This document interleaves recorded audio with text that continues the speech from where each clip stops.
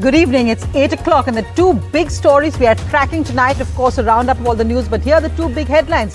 One is that visit of China's foreign minister. He flew in last night, flying out today. Vishnu's tracking that. And also, of course, the big Uttar Pradesh swearing in, the double-engine government back. Yogi Adityanath sworn in for a second time with the Prime Minister there to give his blessings. We'll have all the details on that. But first, the top headlines. The China foreign minister's mystery visit, no breakthrough. The big puzzle, why did he come? India says the foreign minister that he was told in no uncertain terms that the relationship cannot be normal when the border situation is abnormal. China's statement is completely silent on Ladakh disengagement, and China's foreign minister actually visited 4 countries in the last 2 days. He was in Afghanistan, Pakistan, India and now Nepal. The Prime Minister at the swearing-in of the Uttar Pradesh government as the double-engine Sarkar is back in Uttar Pradesh. 2 deputy chief ministers for Yogi, Maurya, who lost his election, and Brajesh Pathak, a well-known Brahmin leader. Also in the new cabinet, ex-bureaucrat and Modi aide A.K. Sharma, dropped Ashrikant Sharma and Siddharthnath Singh. Fuel prices up again. It's over 2 rupees a litre just this week. The finance minister in parliament says it's a warlike situation. The world is affected. The Calcutta High Court orders a CBI probe into the Bengal horror of these killings, where 8 women and children were burnt alive in exodus in the village. A BJP MP breaks down in parliament as she talks of the killings.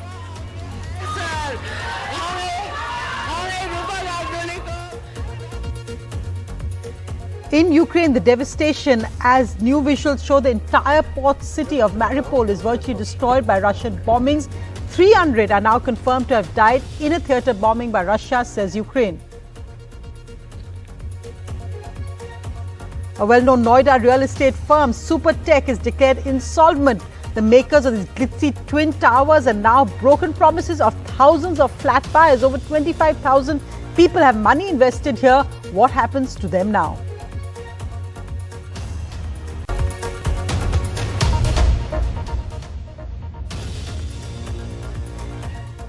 But let's go across the big story which Vishnu has been reporting. That really is of the Chinese foreign minister who arrived in India on a visit which was kept secret, apparently, as India said today, Vishnu, because China wanted the visit kept secret. And what actually came out of all that? Well, Sonia, what's clear at the conclusion of the talks between India and China is that a chasm exists between New Delhi and Beijing on the biggest issue that exists between the two countries, Ladakh. And this is evident in statements made by the two foreign ministers separately. Now, China has called for win-win thinking and an attitude of cooperation. India, for its part, says bilateral relations have been disturbed as a result of Chinese actions since 2020. That's what India has actually had to say. China says put the differences on the border issue in an appropriate position in bilateral relations and stick to the correct developmental direction of bilateral relations. Now, we are saying the frictions and tensions that arise from China's deployments since April 2020 cannot be reconciled with a normal relationship. Beijing says China and India pose no threat to each other and there are opportunities for development. Delhi's position: tensions in the border areas have impacted the relationship since peace and tranquility have been the foundation of stable ties. Finally, China says if China and India work together, the whole world will pay attention. The Chinese speak of the need to inject more positive energy into global governance. But India's foreign minister says, I laid out India's principled approach to international relations based on respect for international law, the UN Charter and sovereignty and the territorial integrity of states.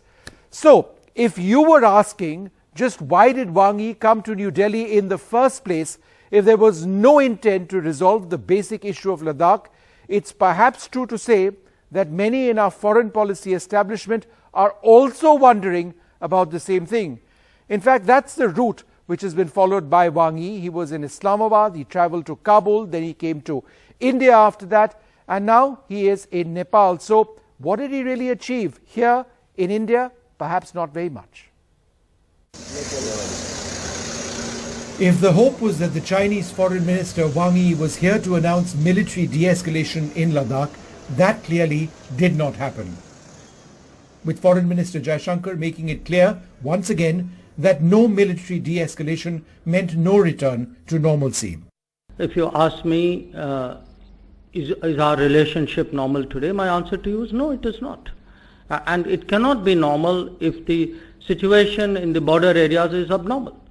And surely the presence of a large number of troops there in contravention of agreements is abnormality.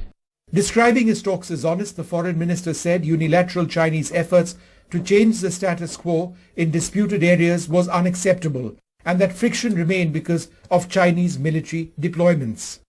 The impact of the tension in the border areas on the overall relationship has been visible in the last 2 years. This is only natural since peace and tranquility in the border areas have been the foundation of stable and cooperative ties. Indeed, we have agreements that were designed explicitly to strengthen this foundation and prevent the kind of situation that we are seeing today. I was very honest in my discussions with Chinese Foreign Minister, especially in conveying our national sentiments on this issue. The frictions and tensions that arise from China's deployment since April 2020 cannot be reconciled with a normal relationship between two neighbors. China's own statement has no mention of disengagement in Ladakh and says the two sides should adhere to the strategic judgment of the leaders of the two countries that China and India pose no threat to each other and are opportunities for development. Put the differences on the border issue at an appropriate position in bilateral relations and stick to the correct development direction of bilateral relations. Earlier in the day, government sources indicated that the National Security Advisor had been invited by Beijing to continue with the process of talks. Ajit Doval, who also met Wang Yi today, said that could happen only if immediate issues are resolved successfully. The Chinese foreign minister had flown into Delhi from Kabul last night on a hush-hush visit. India today said that secrecy over the visit was at the request of Beijing. If there was anything that resembled a breakthrough in the talks, it was that India and China continue to believe in the need for discourse. But in terms of specifics, there was no announcement of a schedule or timeline of military disengagement in Ladakh. Vishnu Shom for NDTV.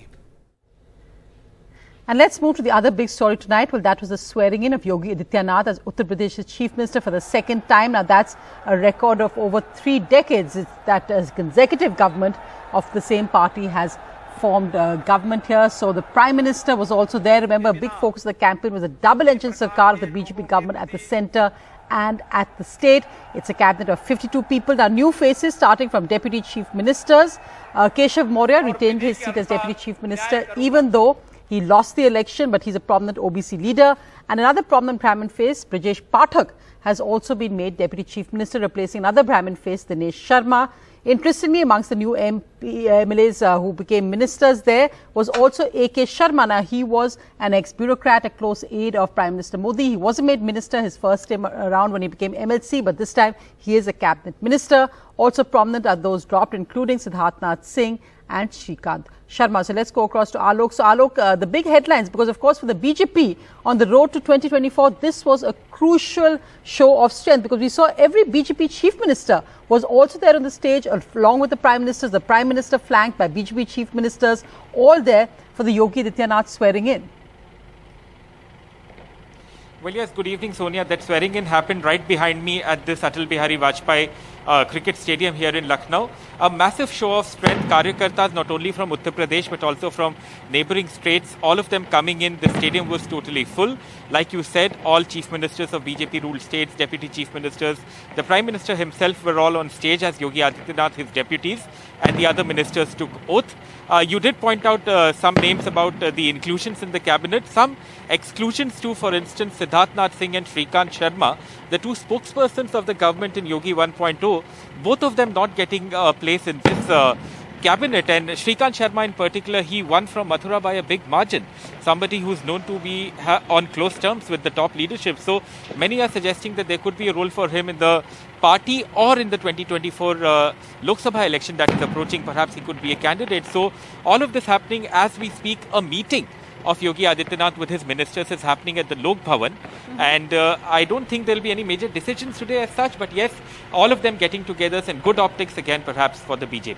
Right, and of course, though yesterday Yogi Adityanath picked up the phone and called Mulayam Singh Yadav, Akhilesh Yadav and Mayawati, none of them there at the ceremony today. It is very much a BJP extravaganza.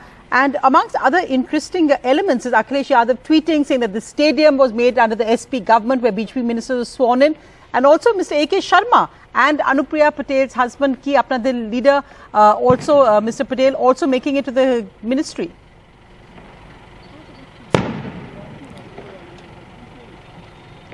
Alok, I don't know if you can hear me. Yeah, yes, go ahead. Absolutely. Yes, I'm sorry, there's a bit of a delay. So, yes, you are absolutely right. A.K. Sharma, very crucial. Remember that he was known as the Prime Minister's Modi's man in the PMO, and then he came to Uttar Pradesh 2 years ago, and yet you had a situation where he was not given any role in the government. Some said because it was because of a frosty relationship that he shared with Yogi Adityanath. He was very low profile till now, but now he's been made a minister and a cabinet minister in this government. Ashish Patel and Sanjay Nishad, both presidents of state parties, allies of the BJP, both getting a seat on Yogi 2.0. In fact, both of these are Eastern UP parties, the Apna Dal S and of course the Nishad party. So the BJP also accommodating allies with an eye on 2024. Despite the fact that they had big numbers by themselves, they are still going ahead and accommodating these allies too, as you rightly point out. Thanks so much, Alok, for joining me. Well, let's go across the big international headlines, and that coming out of Ukraine, where Russia has claimed that Ukraine's largest military fuel storage site has been destroyed. Now, this is more than a month after the invasion, but Ukraine has now said that 300 people, now that includes many children, were killed in a Russian airstrike on the port city of Mariupol, theater there where many children were. The US president has also landed in Poland. He will visit towns near the Ukraine border, and the United States and the European Union have announced a task force to reduce European dependence on Russian gas.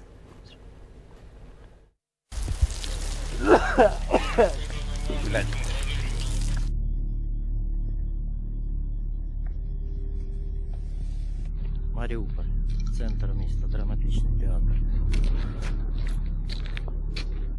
New visuals from the strategic port city of Mariupol show that virtually everything there has been destroyed by Russian troops.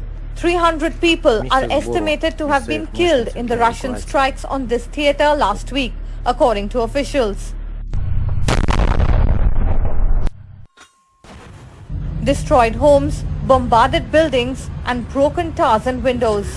That's all that's left of this besieged city. As Ukraine hopes to evacuate civilians despite repeated failed attempts. Russian forces have already cut off the city from the Sea of Azov. The fall of Mariupol would link Russian-annexed Crimea to territories controlled by Moscow in the east.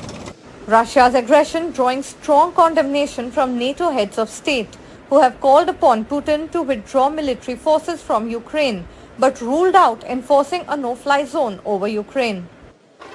As Russia's war heads into the second month, majority of the people in cities like Kharkiv, Mariupol, Chernihiv and areas around Kiev are going without proper food, water and electricity, in shelters, waiting for a way out. Waiting for a way out. Sana Marva for NDTV. The UN has said that over 1,000 people, women and children included, have died in Ukraine in the Russian invasion. But in India, the big focus now, of course, is also on prices of fuel, as petrol and diesel were up again today by 80 paise. That's a third increase in 4 days. So in the last, in this week, there have been hikes on 4 days, and that means that the hike has been over 2 rupees 40 paise per litre for petrol and diesel. The finance minister speaking in Parliament today said it was a warlike situation and the world is impacted, quoting Prime Minister Nehru and what he said in 1951. 1951, Pandit Jawaharlal Nehru could say that a Korean war can affect Indian inflation. I will have to say it, because war anywhere can affect us. Today, in a globally connected day, it will affect definitely Korea, America. In 1951, when India was not globally connected, that can be used for justifying a price rise. But if genuinely today Ukraine is hitting us, sir, and if we say war is causing the price rise, it's not acceptable. The other big headline tonight, in a major setback for the Mamata government and its law and order, the High Court has ordered a CBI probe into the Birbhum killings, where 8 people were killed, women and children burnt alive. Mamata Banerjee had visited here yesterday and said that there must be immediate action, but the High Court has ordered that the CBI take this over, leading to a sharp reaction from the Trinamool. Saurabh Gupta reports. Empty homes, not a soul in sight. Most houses are locked. Villagers have fled, only the police and media crews remain in the hot afternoon. After the Calcutta High Court handed over the probe of the case to the CBI, a Central Forensic Sciences Laboratory team from the agency reached the site after an earlier order from the court. They left after a survey of the burnt home where 7 bodies were recovered. Among those dead in this one home was 18-year-old Lily Khatun and her husband, the only male body to be recovered. Lily and Kaji Sajidur Rahman married in January this year. Lily Khatun and her husband arrived on Monday to spend some time with her family. But on Monday evening, after Bhadu Sheikh's murder, when crude bombs were hurled at this structure, she, along with her husband and other family members, took refuge in that house. Soon, the mob reached that house and set the home on fire. Lily Khatun and her husband were amongst those who were caught in the fire and did not make it alive. পরব করতে এসেছিল নতুন জামাই বিটি নিয়ে রাতের বেলায় আমার ভাইয়ের ঘরে সোনার ঘরে ছিল সবাই মিলে বসেছিল বম তখন ওরা ওদের করে কে মার্ডার হয়েছে হাদু মার্ডার হয়েছে তখন ওরা এসে দৌড়তে দৌড়তে এসে খুব বমবাজি অনেক বম ফেলেছে আমার ভাইয়ের ঘরে সবাই বম ফেলছে তখন লুকিন জ্বলছে যে ওই ঘর ভালো ঘর ওই ঘরে মারতে পারবে না আমাদেরকে তাদের বিয়ে হয়েছে 2 মাস আগে তারা সেদিন বাবার বাড়ি বেড়াতে এসেছিল বেড়াতে এসে ধরেন এই মারপিটে পড়ে গেছে ওরা এ সব কটাই এক ঘরে ঢুকেছিল ওই ঘরে আগুন লাগিয়ে দিয়াতে সব কটাই পুড়ে মরে গেছে In Parliament, BJP MP Rupa Ganguly broke down while speaking on this issue.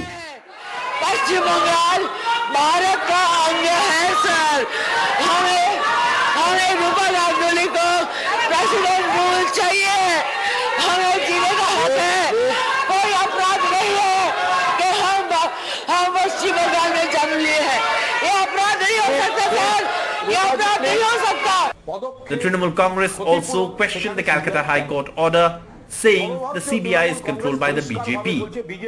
রাজ্য সরকার যেখানে সমস্ত ব্যবস্থা নিচ্ছেন তদন্ত পদক্ষেপ ক্ষতিপূরণ সেখানে সিবিআই কেন সর্বভারতীয় তৃণমূল কংগ্রেস পরিষ্কারভাবে বলছে বিজেপির 2 ভাই ইডি আর সিবিআই নিরপেক্ষ নয় ওরা বিজেপির পক্ষে The tragedy in Bengal has shocked India, and perhaps one of the most tragic developments is the death of the young couple who were simply caught in the crossfire. In Boktui village, with camera person G.D. Shankar, Saurabh Gupta, NDTV. Shocking killings there of innocent people and, of course, innocent children's lives in West Bengal. Well, moving to the other story, Chief Minister Uddhav Thackeray hit out at the BJP on raids on his brother-in-law, saying that if you want to jail anyone, jail me.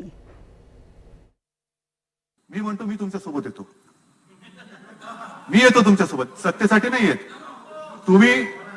तुम्ही जे आता चाळे केलेले आहेत सगळे माझ्या कुटुंबियांची बदनामी करायची त्यांना उगाच त्यांच्या काहीतरी काय मालमत्तेवरती टाच आज ह्याच्यावरती टाच त्याच्यावरती टाच या टाचेला मी काही घाबरत नाही. Well, moving to one big story breaking this evening, this really impacts thousands of flat owners who've sunk their life savings into flats as real estate firm Supertech based in Noida has been declared insolvent. Meher has more on the implications of today's company law tribunal order. Meher, what's the impact of this? Yes, Sonia. So I am actually at a very key location for this declaration of insolvency. I am at in Greater Noida at Supertech Eco Village Phase 2.